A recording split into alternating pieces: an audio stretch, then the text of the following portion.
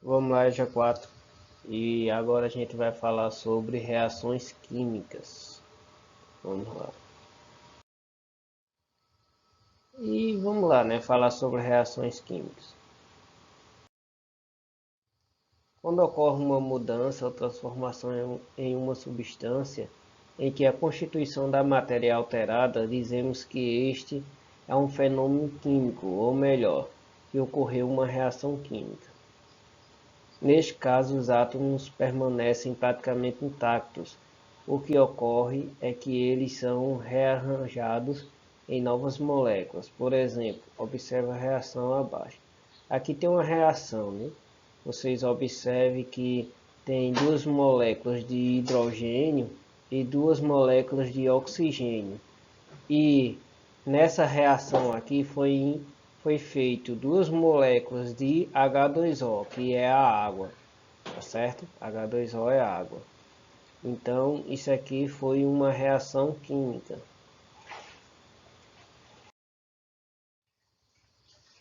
Aí falando, né, no exemplo anterior ocorreu uma reação em que foram necessárias duas moléculas de hidrogênio e uma molécula de oxigênio para formar duas moléculas de água.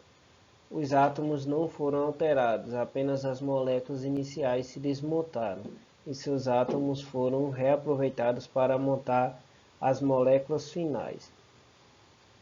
Porém, para representar de maneira universal e de forma mais prática, essa e outras reações mais complexas foram criadas as equações químicas, isto é, uma representação simbólica e abreviada de uma reação química que segue a seguinte regra geral. Então a regra geral é essa daqui, gente. A gente vai montar uma equação química de uma forma que a junção dos reagentes forma o produto, assim como a gente viu anteriormente.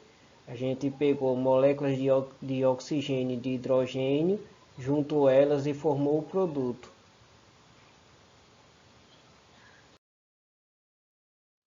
E aqui está essa equação química que é utilizada, os reagentes, né, que é duas moléculas de hidrogênio e uma de oxigênio para formar H2O, né, para formar o produto, no caso a água, a molécula de água.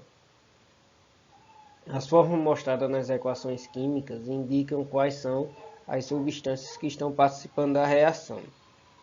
Os valores que vêm antes dessas fórmulas, como o 2 que veio antes de H2, são chamados de coeficientes estequiométricos, ou simplesmente coeficientes, e servem para indicar a proporção de moléculas que participam da reação. Ou seja, isso quer dizer que tem duas moléculas de H2, duas moléculas de oxigênio, de oxigênio não, de hidrogênio.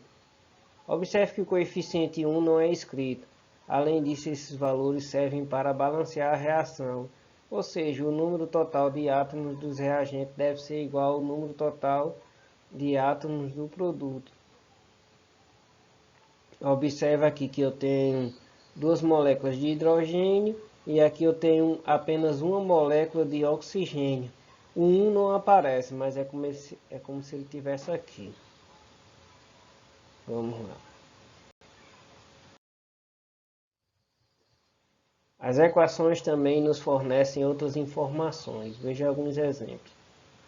Mostra o estado físico da substância, por exemplo, se ela é um gás, se é um vapor, se é um líquido, um sólido ou um cristal.